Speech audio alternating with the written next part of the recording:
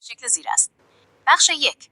داستان شروع می شود. بر اساس یک داستان واقعی. سلام به همگی، به پادکست نازی خوش آمدید.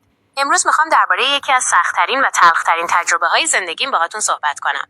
تجربه‌ای که از هر ثانیه از اون پر از پشیمونی و دلتنگی‌ام. داستان نازی، فندق و کوچولو.